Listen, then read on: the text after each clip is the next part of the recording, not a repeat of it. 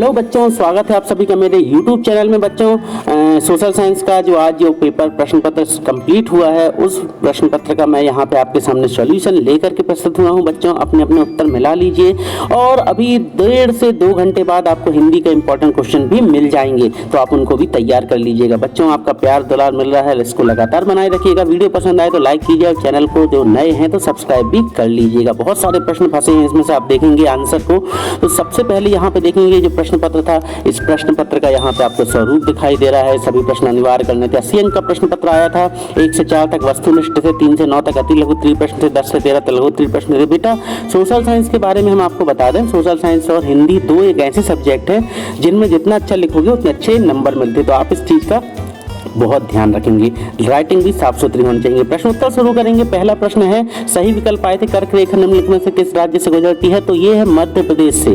ठीक है बच्चों। दूसरा प्रश्न आया था हमारा कि हिमालय पर्वत की सबसे ऊंची चोटी कौन है? तो इसका उत्तर होगा बेटा माउंट एवरेस्ट। तीसरा है, प्राथमिक क्रियाकलापों में निम्नलिखित में से क्या शामिल नहीं है? मतलब जिसके बिना हमारी दिनचर्या ना चल सके। तो भैया संचार है, मोबाइल के बिना तो दुनिया मर तो नहीं जाएगी, मगर खेती पशुपालन करने के सभी आवश्यक हो जाते हैं। चौथा है, भारत का संविधान किस तिथि से लागू किया गया था? तो भारत का संविधान कब गणतंत्र दिवस जिसमें मनाते हैं, कब है वो? 26 जनवरी 1950। आप देख लीजिएगा, 26 जनवरी 1950 को हमारे भारत देश का संविधान लागू किया गया था। अब इसके बाद अगला जो प्रश्न है वो 5वां प्रश्न है। बच्चों मेहनत सफल हो रही है आपकी और हमारी भी, आप पढ़ रहे हैं, लगातार स्नेह मिल रहा है। फिर यहाँ पे है, भारत का संविधान वाटरलू में नेपोलियन की हार किस सन में हुई थी? तो 1815 में नेपोलियन हार गया था वाटरलू में। ठीक है। फिर अब आती है रिक्त स्थान की बारी। तो रिक्त स्थान जो है देखेंगे आप, पहला है फ्रांसीसी क्रांति का आरंभ कब हुआ था? तो ये हुआ था सन 1789 में। फिर इसके बाद दूसरा है, भारतीय संविधान के निर्माण में संबंधित प्रारूप समिति के अध्यक्ष कौन थे? तो ये थे डॉक्टर भीमराव अंबेडकर। अपने उत्तर आप मिलाते जाइए, मतलब क्या मिला लें, अब तो आपकी कॉपी जमा हो गई है। फिर भी आप देख लीजिए कितना आप गलत और कितना सही करके आए हैं। नेल्सन मंडेला, ये थे भैया दक्षिण अफ्रीका से संबंधित थे। इन्होंने दक्षिण अफ्रीका में अश्वेतों के लिए बहुत ज्यादा मेहनत की और उन्हें न्याय दिलाया था, क्योंकि दक्षिण अफ्रीका में रंग भेद बहुत माना जाता था। फिर तो भारत में हरित क्रांति के जनक तो डॉक्टर MS स्वामीनाथन।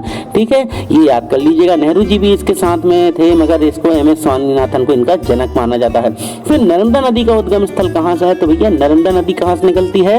इसका उद्गम स्थल अमरकंटक है। देख लीजिएगा सारे प्रश्न आपके। इसके बाद आते हैं हमारी सही जोड़ियां। तो ये आता है पहला भ्रंश घाटी। तो भ्रंश घाटी का संबंध किससे है? यहाँ तापी से, जो भी है। फिर दूसरा था तृतीय क्षेत्र क्या होता है? तो तृतीय क्षेत्र होता है हमारा व्यापार। फिर अगला था प्रधानमंत्री ग्रामोदय योजना कब आई थी? तो ये आई थी सन 2000 में।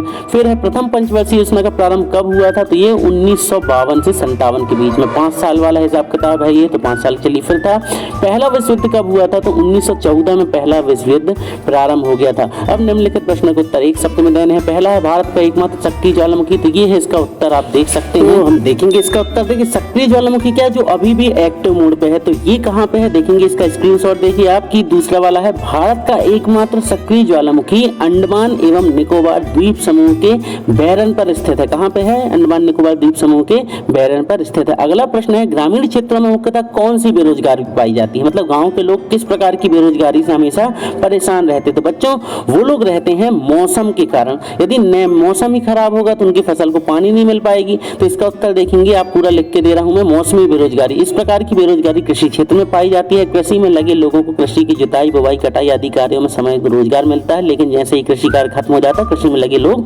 बेरोजगार हो जाते हैं। मतलब मौसम गया और वो बेरोजगार हो गए।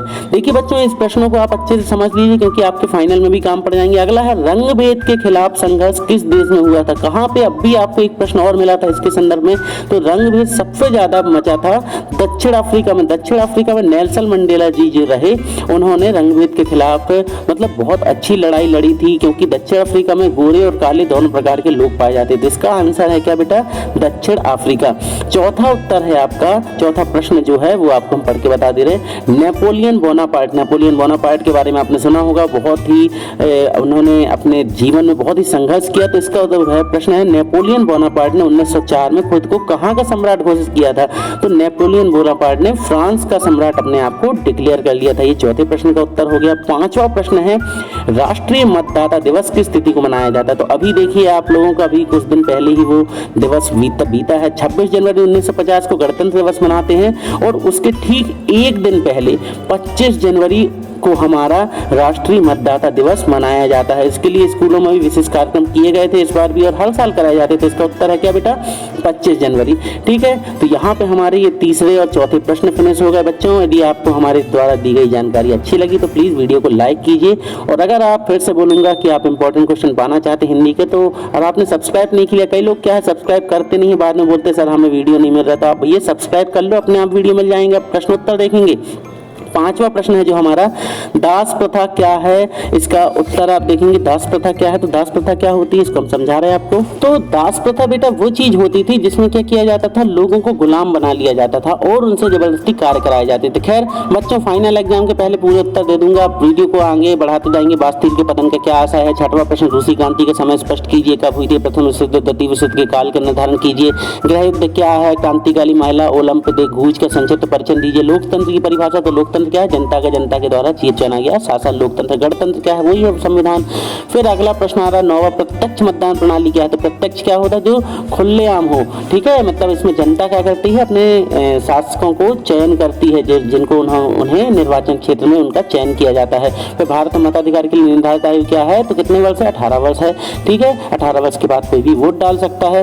फिर 10वां था, फ्रांस में क्रांति की शुरुआत किन परिस्थिति में हुई? तो भैया वहां बहुत नौटंकी हो गई थी। फिर था 11वां, सार्वभौमिक अधिकार क्या है? इन सारे प्रश्नों के उत्तर है जो बच्चों इनको आप देख लीजिएगा, मेरे द्वारा बताए बहुत प्रश्न फंसे, बांगर खादर, ये सब मैंने बता दिए थे, आप लोगों ने देखे और ध्यान से पढ़ा होगा तो आपको पता चल जाएगा। उसका उत्तर फिर था पूर्वी घाट पश्चिमी घाट में अंतर स्पष्ट कीजिए, तो इसका उत्तर भी आपको मिल गया था। मैंने आपको पूरा पुराना वीडियो देखिए, इन सारे प्रश्नों के उत्तर आपको वहाँ पे दे दिए गए, इसलिए मैं यहाँ पे वीडियो लंबा हो जाता है, इसलिए मैंने शॉर्ट में निपटा दिए हैं। फिर प्रवाल क्या है? भारत के द्वीपों के नाम बताइए। प्रवाल वित्ती से बने 14 है, भारत की भौगोलिक स्थिति का वर्णन करते हुए उसके पड़ोसी देशों के नाम बताने हैं।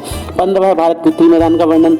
ये सारे प्रश्न मैंने आपको दिए हैं। आपको यदि इनके उत्तर चाहिए तो मेरे पिछले वीडियो में जाइए आप, वहाँ पे आपको मिल जाएंगे। ठीक है, हिमालय पर्वत श्रृंखला का वर्णन करना है। फिर बोल्शेविकों ने अक्टूबर क्रांति के बाद कौन से प्रमुख परिवर्तन किए? फिर 17वां प्रश्न देख लीजिएगा, आप इनको मिला लीजिएगा, याद कर लीजिएगा इन सारे प्रश्नों को, क्योंकि फाइनल में आपके ये काम पड़ेंगे, इसलिए मैंने इन प्रश्नों को डाल दिया है। ठीक है बच्चों, निर्वाचन आयोग के कार्य। ठीक है, 20वां, बेरोजगारी क्या है? बेरोजगारी के कितने प्रकार होते? तो वही अभी मौसमी बेरोजगारी और जमाने भर की बेरोजगारी जो है वो आप सब पढ़ लीजिएगा। वीडियो लंबा हो जाएगा, इसलिए आप यहाँ पे वीडियो को प्रश्न बस देख लीजिएगा। नेपोलियन के उदय को कैसे समझाया जा सकता है? 1917 में जार का शासन क्यों खत्म हो गया था? फिर हिमालय पर्वत वाला भारत के लिए क्यों महत्व? बहुत सारे बच्चे ऐसे ही वीडियो आपको लगातार मैं देते रहूंगा इंपॉर्टेंट क्वेश्चन के। अगर आप पसंद है तो वीडियो को लाइक कीजिए, शेयर कीजिए, सब्सक्राइब कीजिए। मिलते हैं बहुत जल्द अगले वीडियो के साथ। Good bye.